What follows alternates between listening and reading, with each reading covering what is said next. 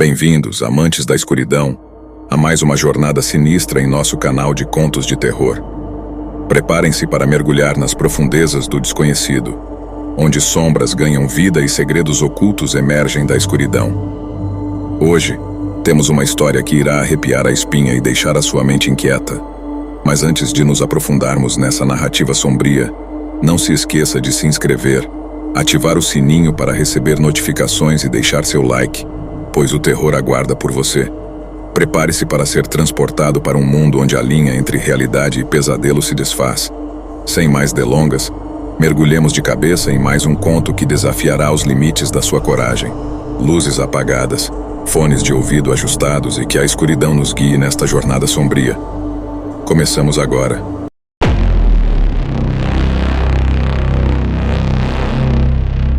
Decididos a reviver aqueles momentos, os amigos começaram a buscar pelo jogo na internet.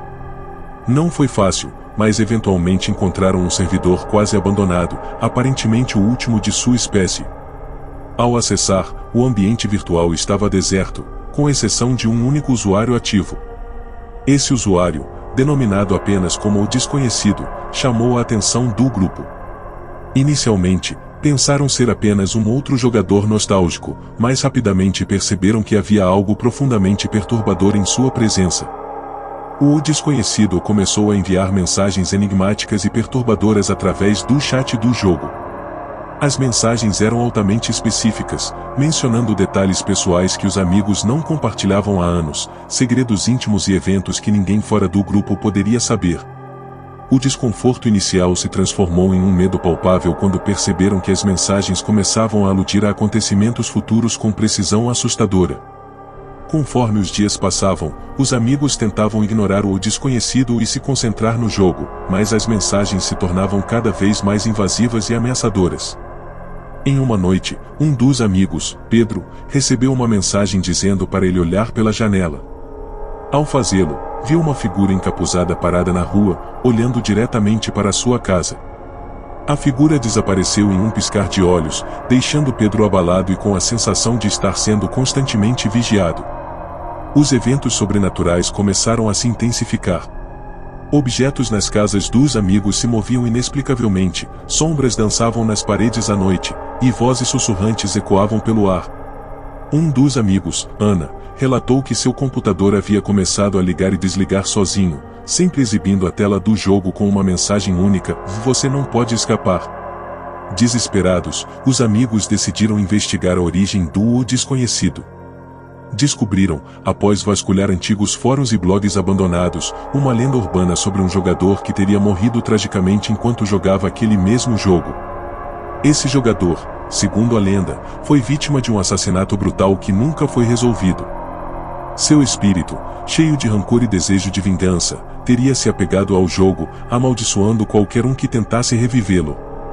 Tentando desfazer a maldição, os amigos tentaram deletar o jogo de seus sistemas, mas sempre que o faziam, o jogo reaparecia misteriosamente, acompanhado de mensagens cada vez mais sinistras. Uma dessas mensagens dizia: "Vocês acordaram algo que nunca deveria ter sido perturbado. Agora, paguem o preço". Os dias se transformaram em semanas, e a situação dos amigos se deteriorava. Insônia, paranoia e uma sensação constante de ser observado tornaram-se parte de suas vidas. Ricardo, o mais cético do grupo, decidiu enfrentar a situação de frente. Ele começou a se comunicar diretamente com o Desconhecido, exigindo respostas. O que ele recebeu foram visões horríveis e um aviso claro: "Se continuarem, suas almas serão minhas". Na última tentativa desesperada de se livrar da maldição, os amigos decidiram realizar um ritual descrito em um dos fóruns que haviam encontrado. O ritual exigia que todos estivessem online ao mesmo tempo, recitando uma antiga invocação para apaziguar o espírito vingativo. Noite adentro, os amigos seguiram as instruções, seus corações batendo descontroladamente enquanto recitavam as palavras arcaicas. Ao final do ritual, uma tempestade elétrica começou a rugir lá fora, e os computadores dos amigos começaram a piscar freneticamente.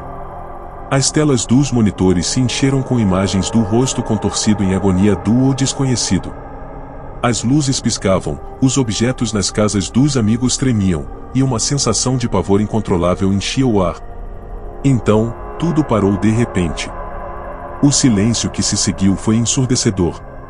As telas dos computadores estavam em branco, o jogo havia desaparecido completamente, e uma mensagem final apareceu: "Eu os deixo, e por enquanto." O ambiente voltou ao normal, mas a experiência deixou marcas profundas nos amigos. Eles juraram nunca mais falar sobre o que havia acontecido, temendo que qualquer menção pudesse reavivar a maldição. Apesar de tentarem seguir em frente, a memória dos eventos os perseguia. Pedro e Ana mudaram-se para outras cidades, tentando escapar da sombra do passado. Ricardo, o cético, mergulhou em estudos sobre o paranormal, tentando encontrar uma explicação racional para o que haviam vivido. O grupo se desfez, cada um lidando com o trauma à sua maneira. A história da maldição do jogo esquecido tornou-se uma lenda urbana entre os gamers, um aviso para aqueles que se aventuram em territórios virtuais abandonados.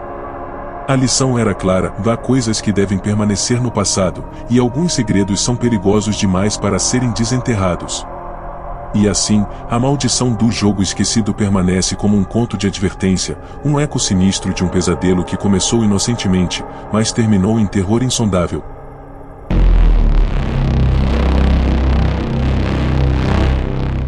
Em uma noite, enquanto jogavam, um dos amigos, João, notou algo estranho no mapa. Havia um personagem que não deveria estar lá. Esse personagem, que chamaram de o jogador sem rosto, não tinha feições e se movia de maneira estranha, quase como se estivesse deslizando pelo terreno. Inicialmente, pensaram que se tratava de um glitch ou de algum tipo de hack, algo comum em jogos online. Curiosos, decidiram seguir o jogador sem rosto para ver o que aconteceria. No entanto, quanto mais o seguiam, mais perturbadora se tornava a experiência. O personagem não reagia a nada ao seu redor, apenas continuava seu caminho solitário e silencioso. Além disso, o ambiente do jogo parecia mudar conforme ele se movia, com sombras mais escuras e sons estranhos surgindo do nada. Os amigos começaram a sentir um desconforto crescente. A atmosfera do jogo, que já era tensa, parecia estar ficando insuportavelmente opressiva. Decidiram então tentar interagir com o personagem através do chat do jogo, mas não obtiveram resposta. Foi quando o jogador Miguel teve uma ideia. Ele sugeriu usar o chat de voz para tentar falar com o jogador sem rosto. Ao ativarem o chat de voz, esperavam ouvir apenas silêncio. No entanto, um som estranho preencheu os fones de ouvido. Era um sussurro baixo e indistinguível, que rapidamente se transformou em uma voz gélida e ameaçadora. A voz começou a sussurrar os nomes dos amigos, um por um, deixando-os aterrorizados. Tentaram desligar o chat de voz, mas o som parecia estar preso, reverberando em suas mentes. Desesperados, os amigos decidiram abandonar a sessão de jogo, mas ao tentarem sair, descobriram que seus personagens estavam congelados no lugar. Não conseguiam se mover ou desconectar. A tela de cada um começou a piscar, exibindo imagens distorcidas do jogador sem rosto, que agora parecia estar mais próximo e mais ameaçador. A sensação de claustrofobia aumentou, e eles começaram a entrar em pânico. Apenas após alguns minutos, que pareceram horas, a conexão foi finalmente cortada, e eles puderam sair do jogo. Respiraram aliviados, mas o alívio durou pouco. Cada um dos amigos começou a experimentar eventos estranhos em suas casas. João acordou no meio da noite com a sensação de que alguém o observava. Ao olhar ao redor, viu uma sombra sem rosto no canto do quarto. Miguel começou a receber chamadas de um número desconhecido, onde só ouvia a mesma voz gélida e sussurrante. Com o passar dos dias, os eventos sobrenaturais se intensificaram. Luzes piscavam sem motivo, portas se abriam e fechavam sozinhas, e uma sensação constante de ser observado tomava conta de todos eles. Ana, uma das amigas, decidiu investigar mais a fundo e descobriu fóruns de jogos onde outras pessoas relatavam experiências similares com o jogador sem rosto. As histórias variavam, mas todas terminavam em desespero e loucura. Decididos a acabar com aquilo, os amigos voltaram ao jogo para tentar encontrar alguma solução. Procuraram pistas nos mapas, leram todos os documentos e mensagens escondidas, e tentaram entender a origem do personagem. foi quando descobriram uma mensagem críptica que mencionava um jogador que havia morrido enquanto jogava o jogo anos atrás. O jogador, segundo a lenda, era um hacker talentoso que havia criado o avatar sem rosto como uma forma de marcar sua presença no jogo eternamente. Com essa nova informação, decidiram que a única maneira de se livrar do jogador sem rosto era realizar um ritual dentro do jogo para liberar sua alma. Seguiram instruções encontradas em um dos fóruns, e em uma noite de lua cheia, reuniram-se novamente para executar o ritual. Todos estavam nervosos, mas determinados a acabar com o tormento. Ao iniciar o ritual, o ambiente do jogo mudou drasticamente. O céu virtual escureceu, e uma tempestade se formou. Relâmpagos iluminavam o mapa, e a figura do jogador sem rosto apareceu diante deles, mais sinistra do que nunca. Começaram a recitar as palavras do ritual, mas a figura começou a se aproximar, movendo-se de forma assustadora. A voz gélida ecoou novamente, agora mais alta e clara, dizendo que eles nunca conseguiriam se livrar dele. Os amigos continuaram a recitar o ritual, mesmo com a figura se aproximando cada vez mais. Quando estava prestes a tocar a luz, um último relâmpago iluminou a tela, e o jogo travou, levando todos de volta à tela inicial. O silêncio que se seguiu foi ensurdecedor. O jogo parecia ter sido resetado, e o avatar do jogador sem rosto desapareceu. Respiraram aliviados, mas ainda receosos de que algo pudesse dar errado. Desde aquela noite, os eventos estranhos cessaram, e a sensação de ser observado desapareceu. No entanto, a experiência deixou cicatrizes profundas nos amigos, que nunca mais falaram sobre o ocorrido. Eles se afastaram dos jogos de terror e dos jogos online em geral, preferindo atividades mais seguras e menos propensas a eventos sobrenaturais. A história do jogador sem rosto se tornou uma lenda entre os jogadores de terror, um aviso sombrio sobre os perigos de mexer com o desconhecido no mundo virtual. E assim, a maldição do jogador sem rosto se dissipou, mas a memória do terror que ele trouxe permaneceu, um lembrete de que alguns mistérios são melhor deixados sem solução.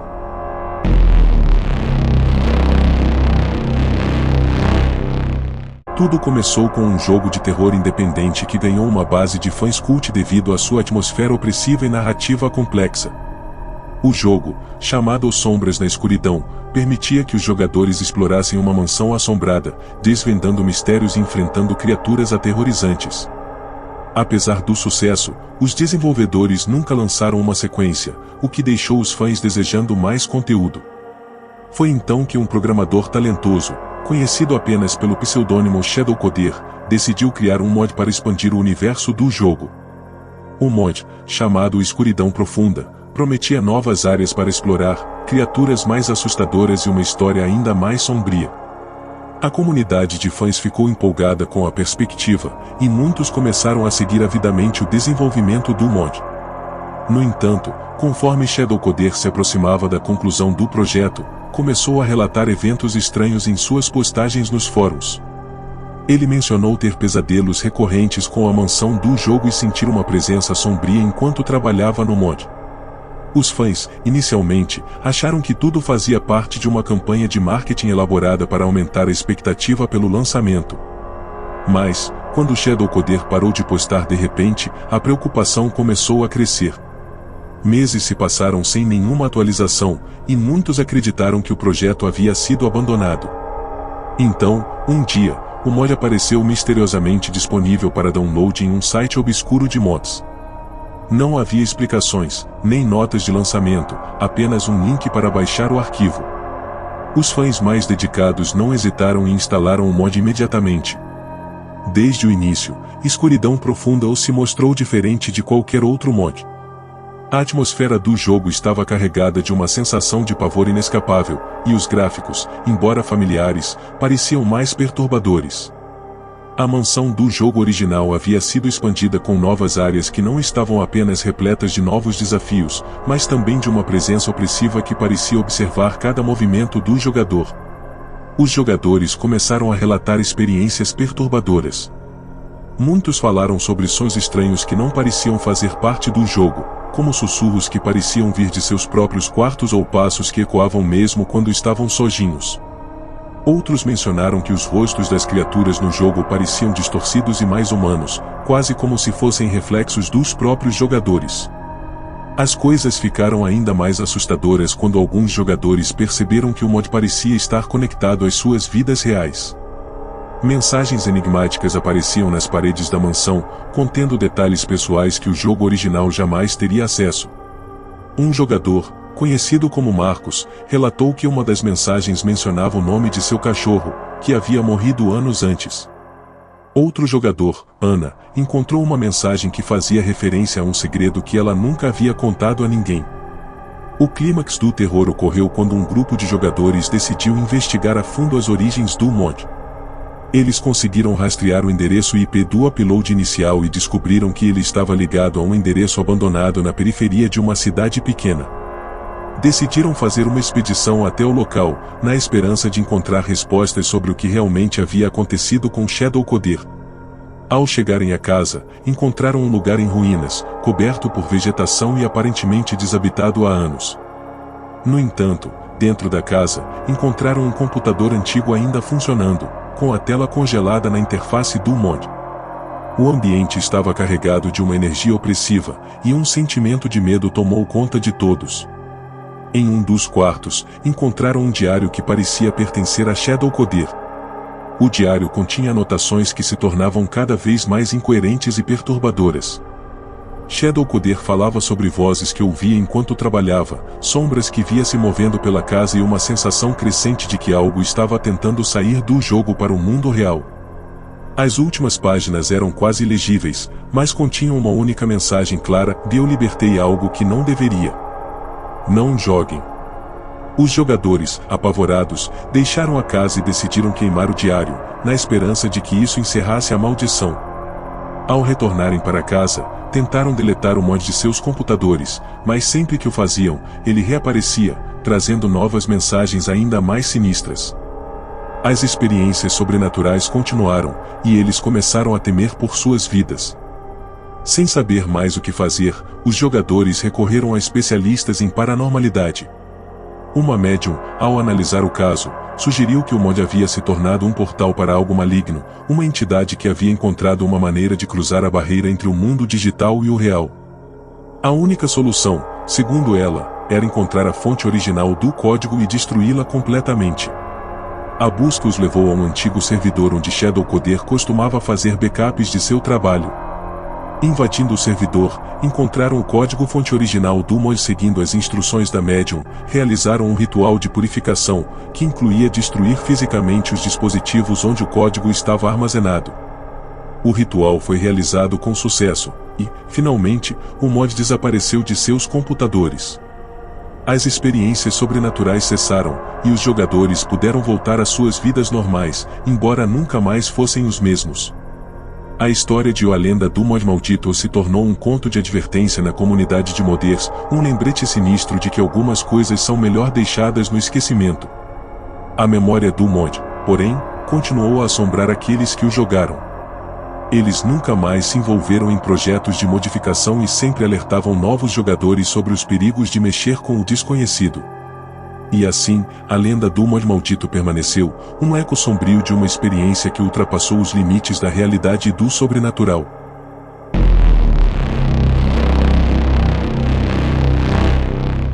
Tudo começou em uma pequena cidade onde um grupo de amigos inseparáveis passava a maior parte do tempo juntos.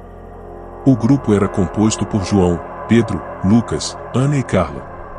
Eles eram amigos desde a infância e compartilhavam todos os momentos importantes de suas vidas. Frequentavam a mesma escola, tinham hobbies semelhantes e sempre se apoiavam em tempos difíceis. A amizade deles era o tipo que todos invejavam, aparentemente inquebrável.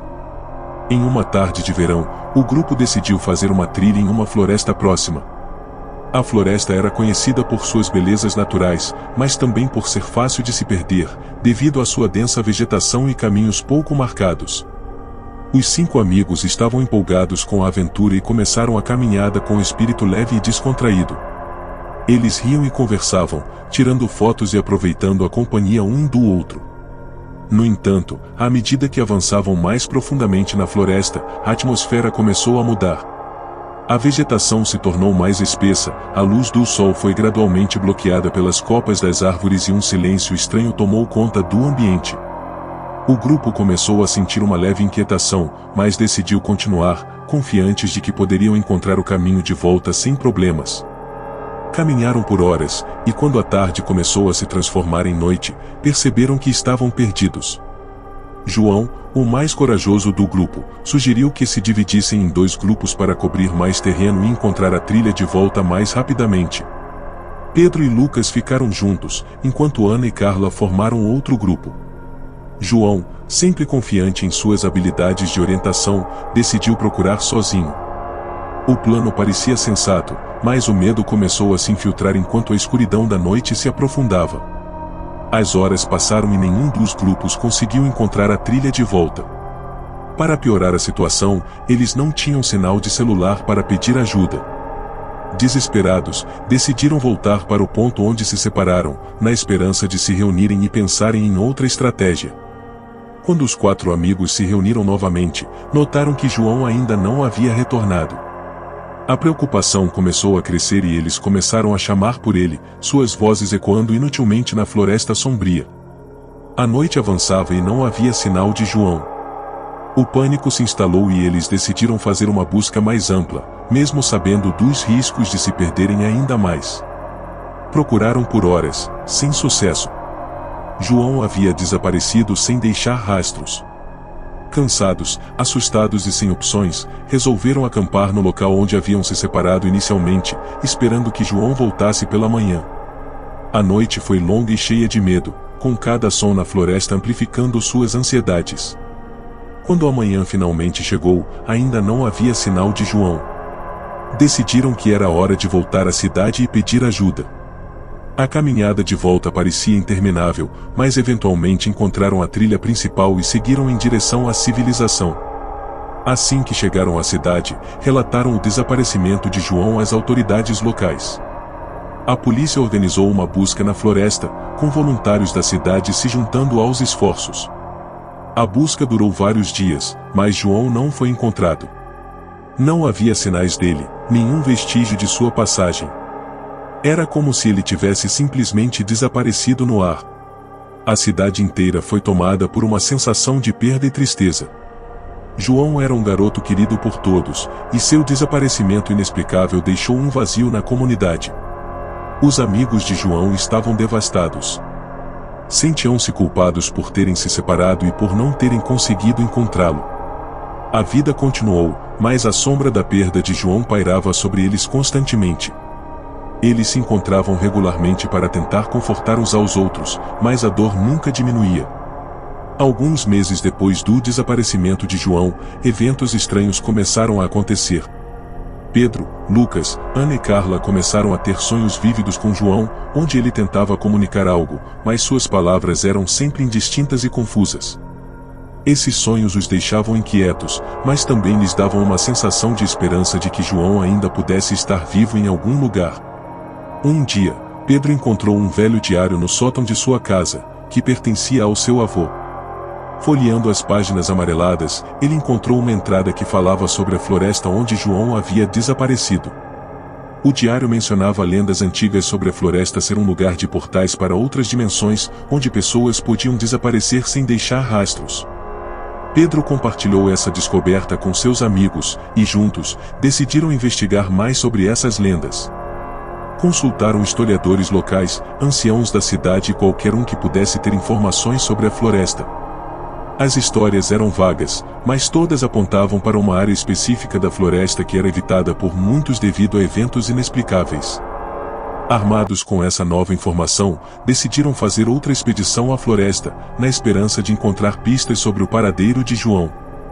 Voltaram à floresta com equipamentos de acampamento, lanternas e um mapa rudimentar. A atmosfera era tensa, mas a determinação de encontrar João os manteve focados. Seguiram os indícios das lendas, e depois de horas de caminhada, chegaram a uma clareira que parecia diferente do resto da floresta. A clareira era estranhamente silenciosa, e a sensação de serem observados era palpável. No centro da clareira, encontraram uma estranha formação de pedras dispostas em um círculo.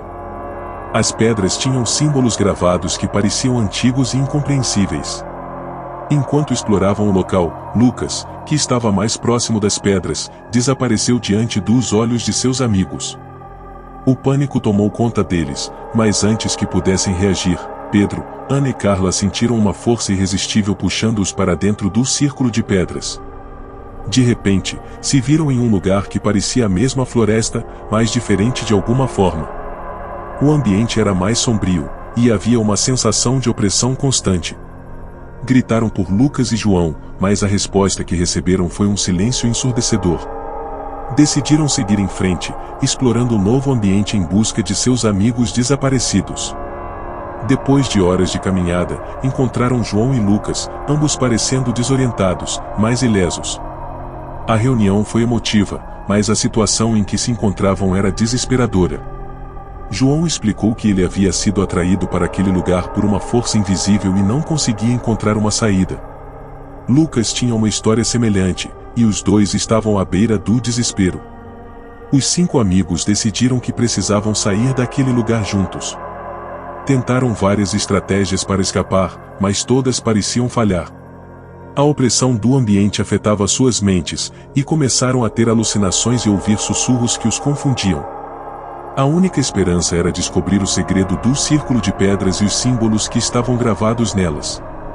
Ana, que tinha algum conhecimento de linguística antiga, tentou decifrar os símbolos. Levou dias, mas eventualmente ela conseguiu entender parte da mensagem. Os símbolos falavam sobre um sacrifício e um ritual necessário para abrir um portal de volta ao mundo deles. O sacrifício mencionado era enigmático e não especificava o que ou quem deveria ser sacrificado. Desesperados e sem opções, decidiram que tentariam o ritual, mesmo sem compreender completamente suas implicações. Prepararam o local conforme os símbolos indicavam e seguiram as instruções da melhor forma que puderam. No momento crucial do ritual, uma luz intensa os envolveu, e sentiram como se estivessem sendo puxados através de um túnel de vento. Quando abriram os olhos, estavam de volta à clareira original na floresta, mas a sensação de opressão havia desaparecido. Estavam todos juntos, e a clareira parecia normal sob a luz do sol. A alegria da volta para casa foi imensa, e todos se abraçaram, aliviados por terem escapado daquele pesadelo. Retornaram à cidade e contaram sua história, mas poucos acreditaram neles. A maioria achou que estavam traumatizados pelo desaparecimento de João e haviam imaginado tudo. Mas para os 5 amigos, a experiência foi real e deixou cicatrizes profundas em suas almas. A amizade deles se fortaleceu ainda mais, mas nunca mais se aventuraram naquela floresta. A história do amigo desaparecido se tornou uma lenda na cidade, um conto de advertência sobre os perigos da floresta e o poder do desconhecido.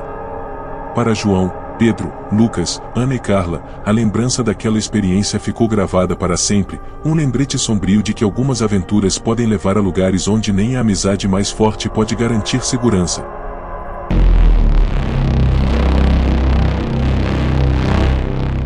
Certo dia, ao chegar ao escritório, Mariana notou que havia recebido um e-mail estranho durante a noite. O remetente não era conhecido, e o assunto do e-mail dizia apenas olá. Curiosa, ela abriu o e-mail e encontrou uma mensagem curta e enigmática: estou de volta. Sinto sua falta. Sem assinatura, sem informações adicionais. Mariana achou que poderia ser uma brincadeira de mau gosto ou spam e ignorou a mensagem. No entanto, nos dias que se seguiram, os e-mails misteriosos continuaram a chegar. Cada mensagem era mais pessoal e perturbadora do que a anterior. Lembra-se de mim? Nós éramos tão próximos. Você não pode me esquecer, Mariana. Estou mais perto do que você pensa. O tom dos e-mails variava entre nostálgico e ameaçador, e isso começou a deixar Mariana inquieta. Ela verificou se havia algum vírus em seu computador, mas tudo estava normal. Tentou rastrear o endereço de e-mail, mas ele parecia ser descartável, criado apenas para enviar essas mensagens perturbadoras. Mariana decidiu bloquear o remetente, mas os e-mails continuaram a chegar, sempre de um novo endereço.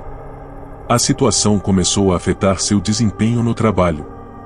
Mariana se via constantemente distraída, verificando sua caixa de entrada de e-mails compulsivamente, esperando a próxima mensagem. Suas noites se tornaram insones, perturbadas por pensamentos sobre quem poderia estar enviando essas mensagens e por quê. Ela começou a suspeitar de todos ao seu redor, colegas de trabalho, amigos, até mesmo vizinhos. A paranoia começou a se instalar. Um dia, Mariana decidiu compartilhar a situação com sua melhor amiga, Letícia. Letícia ouviu atentamente e sugeriu que elas procurassem a ajuda de um profissional em segurança cibernética. Mariana relutou no início, mas concordou, esperando que isso pudesse lhe dar alguma paz de espírito. Contrataram um especialista, que realizou uma varredura detalhada no computador de Mariana e em seus dispositivos.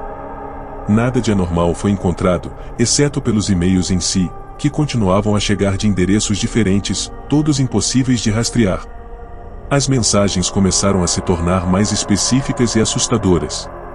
Eu vi você hoje no café. Você parecia cansada. Gostei do vestido vermelho que você usou ontem. Mariana começou a perceber que estava sendo observada. A sensação de estar sempre sendo vigiada a levou a um estado de ansiedade constante.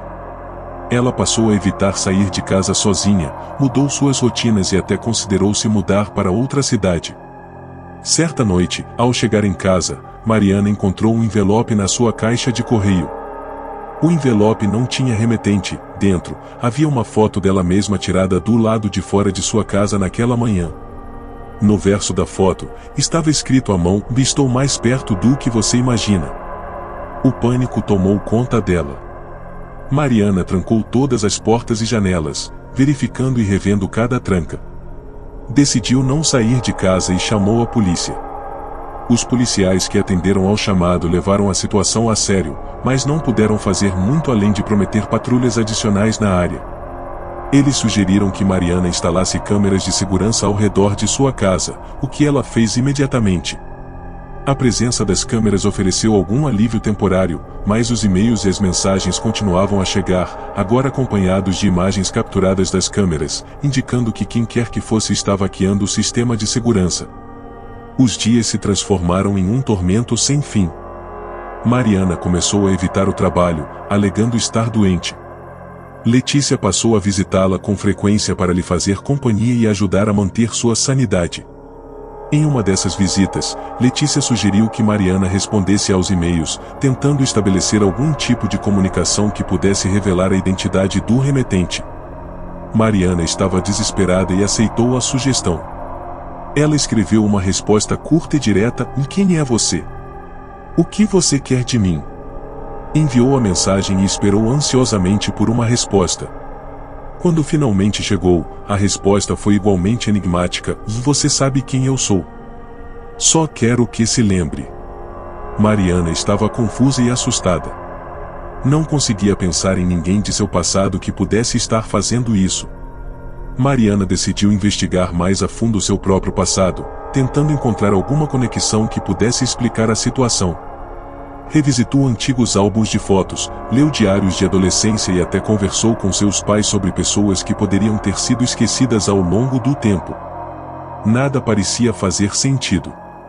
Certa noite, enquanto revisava um antigo diário, Mariana encontrou uma menção a um amigo de infância chamado Ricardo. Eles eram muito próximos, quase inseparáveis, mas ele havia se mudado abruptamente com a família para outra cidade quando tinham cerca de 10 anos. A lembrança de Ricardo trouxe uma vaga sensação de familiaridade com o tom dos e-mails, mas ainda não explicava as intenções ameaçadoras. Mariana decidiu procurar Ricardo nas redes sociais e, eventualmente, encontrou um perfil que poderia ser dele. Ela enviou uma mensagem, explicando brevemente a situação e perguntando se ele se lembrava dela. Dias se passaram sem resposta, até que um novo e-mail chegou: "Você está começando a se lembrar." Bom. Desesperada por respostas, Mariana decidiu fazer uma viagem até a cidade onde Ricardo havia se mudado. Letícia insistiu em acompanhá-la para apoio. Quando chegaram, encontraram a casa antiga de Ricardo, mas souberam pelos vizinhos que ele havia se mudado novamente há alguns anos. Não havia pistas sobre seu paradeiro atual. Voltando para casa, Mariana se sentiu ainda mais perdida. Os e-mails continuavam a chegar, agora com um tom mais urgente: não desista de mim. Estamos quase lá. Você precisa se lembrar de tudo. Em uma última tentativa de entender o que estava acontecendo, Mariana decidiu consultar um hipnoterapeuta, esperando que uma regressão pudesse revelar algo enterrado em sua memória. Durante a sessão de hipnose, Mariana começou a se lembrar de detalhes específicos de sua amizade com Ricardo.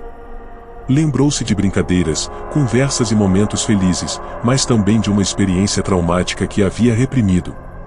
Em uma tarde, enquanto brincavam perto de um lago, Ricardo caiu na água e quase se afogou. Mariana conseguiu puxá-lo para fora, mas ele ficou inconsciente por alguns minutos. Ela nunca contou a ninguém sobre o incidente, e Ricardo se mudou logo depois. Ao sair da hipnose, Mariana sentiu um alívio estranho, como se tivesse resolvido um quebra-cabeça incompleto.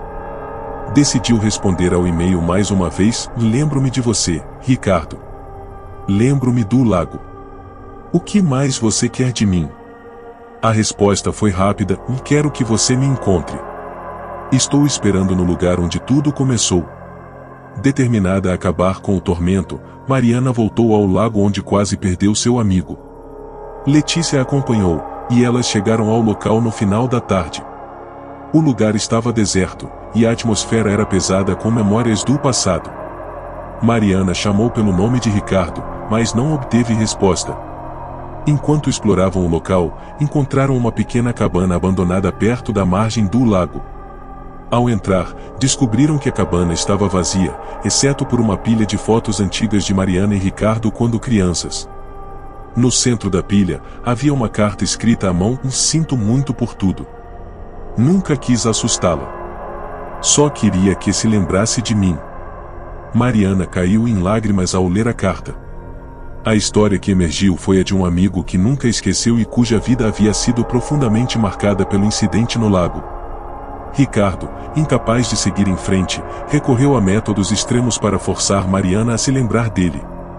Mas em vez de reencontrar a amizade perdida, ele acabou criando um ciclo de medo e paranoia. De volta à cidade, Mariana parou de receber os e-mails. A experiência deixou marcas profundas, mas também a ensinou sobre os perigos de memórias reprimidas e o poder do passado sobre o presente. Ela decidiu fazer terapia para lidar com o trauma e começar a reconstruir sua vida. A história do e-mail misterioso é um lembrete perturbador de que o passado sempre encontra uma maneira de nos alcançar, e que, às vezes, os fantasmas que nos assombram não são aqueles que podemos ver, mas aqueles que vivem dentro de nós. Para Mariana, a jornada de descoberta foi dolorosa, mas essencial para a sua cura e para encontrar paz com as sombras de seu passado.